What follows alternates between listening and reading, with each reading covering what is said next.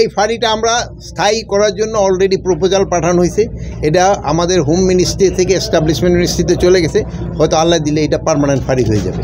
মানে permanent camp করা হয় নাই, বাট সাময়িকভাবে এটা খোলা হয়েছে, হয়তো একসময় পার্মানেন্ট হয়ে যাবে।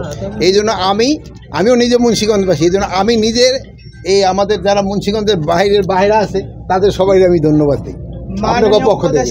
আমি ওই 30-40 বছরের ঘটনা বলতে পারবো না, বাট এখানে একটা ক্যাম্প দরকার, এটা আমি ফিল করি। এই ফাঁড়িটা আমরা স্থায়ী করার জন্য অলরেডি প্রপোজাল পাঠানো হয়েছে। এটা আমাদের হোম মিনিস্ট্রি থেকে এস্টাবলিশমেন্ট মিনিস্ট্রিতে চলে গেছে।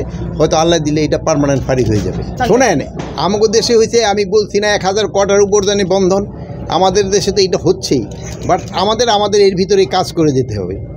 আমাদের এর ভিতরে কাজ করতে, আমরা যেটা ভালো মনে করব ওটা আমরা করে যাব। এখন এই অনেকের অনেক ধরনের ইন্টারেস্ট থাকে, বিভিন্ন ধরনের বিভিন্ন স্বার্থ থাকবে, সবাই যার যার স্বার্থ সে হাসিল করতে যাবে। বাট আমরা হলো সরকারের পর থেকে এখানে যেন আইন শৃঙ্খলা পরিস্থিতি স্বাভাবিক থাকে, এই জন্য আমরা আমাদের চেষ্টা করে যাব। জেনেক্সে শিফট করো, লাইফকে লিফট করো। নয়ন এবং পিয়াসের কথা আমি রাস্তায় জিজ্ঞেস করতেছিলাম, এরা নাকি আমাদের দেশে নাই, এরা পার্শ্ববর্তী কোনো দেশে চলে গেছে। বাট এই দেশে আসার পরে তাদের মানে এই কেরানীগঞ্জ ছাড়া অন্য কোথাও স্থান হবে না, এই এলাকায় স্থান হবে না। যেগুলি অবৈধ অস্ত্র আছে, আপনাদের তো আমি একটা আগেই বলছি, আমরা কিন্তু একটা ডিক্লারেশনও দিয়েছি, আপনারা আমাদের খবর দেন, আমরা ধরে ফেলবো এবং আপনাদেরও আমরা ওইটা পরিশোধ করবো। প্লাস যারা এটা সংবাদ দিবে তাদের যারা সংবাদ দিচ্ছে তাদের এটাও আমরা গোপন রাখা হবে। এটা আমি ডিক্লেয়ার করছি, আমি যেটা বলছি এটা বহু আগে বলছি, আপনি ভুলে গেছেন মনে হয়।